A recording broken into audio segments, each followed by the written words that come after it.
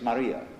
So... Would be a perfectly reasonable name for a man in Spanish culture. But you take on a divine name to indicate a transformation of your This game... But in this case, when you give up caste, you see, and return to It's the very, very... And therefore you take one of the names of that which is no one. secret. Namely the Brahman, the Supreme Self.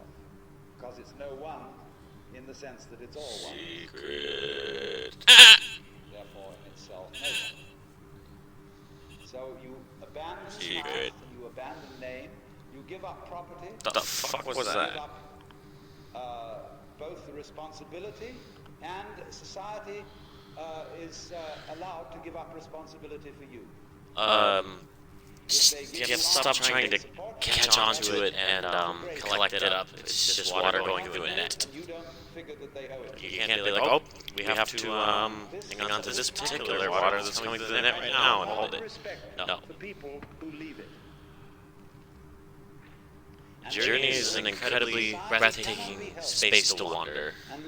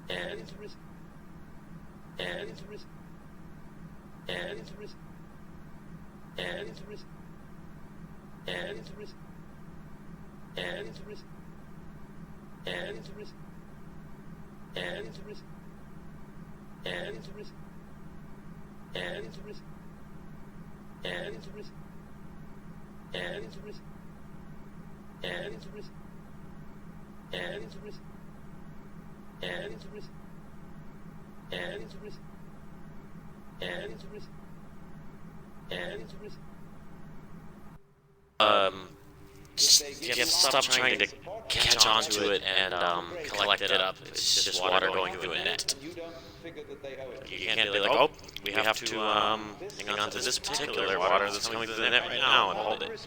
No. The people who leave it. Journey is an incredibly breathtaking space to wander, and it does have little mystifying secret rooms and skyboxes you can sneak into, but this actual game type is what is breathtaking, even in differing aesthetics. Maybe perhaps even more so than something that Stanley Parable was showing us. They would, I think, be a little uptight about hippies who would abandon society before having fulfilled a responsibility in it. But in a sense, every Shramana is a sort of elderly hippie. But it's weird when you start thinking about trying to not try. Our hippies have a different How do you not collect the little liquid coming through the net? Because I'm trying to say this sentence that goes with this moment. And study the sentence that's being said at this moment. I'll study it later.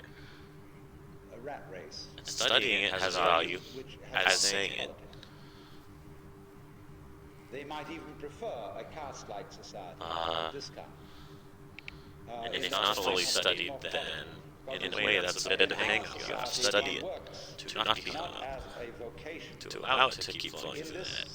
How do we do that? Not grasp it, not hold on to it, let it go, so it's not dragging us. The word Dharma has many meanings. Dharma. How I'm going to do that is study each moment, each particle, study the architecture. That's the mystical thing conveyed in the communication of rules. This lecture is telling us that the communication is vibration. The symbol is kind of useless. It can help us label things, but ultimately it's the visual of the room. It's the feeling of rooms, architecture, and the color of skybox, etc. The feeling of being able to jump, wanting to, and now being able to. That's the communication, the motion. We are go. You're doing it for another end. To make You gotta repeat it. You gotta do the same one again and again and again to understand it. That's how you study it. Because that's how reality is shaped. That's what the net is. The thing through which the motion can pass. The repetitions, the pattern. And you like people so much that you want to heal them from their diseases.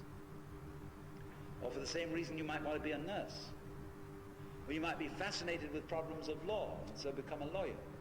Or fascinated with religion and so become a minister. Then you've got a vocation. Because you would do that thing whether it paid you very much or whether it didn't, because that's the one thing you have to do. If you're a painter, you have to paint. If you're a writer, you're one of those crazy people who just has to write. I'm a writer. I have to write.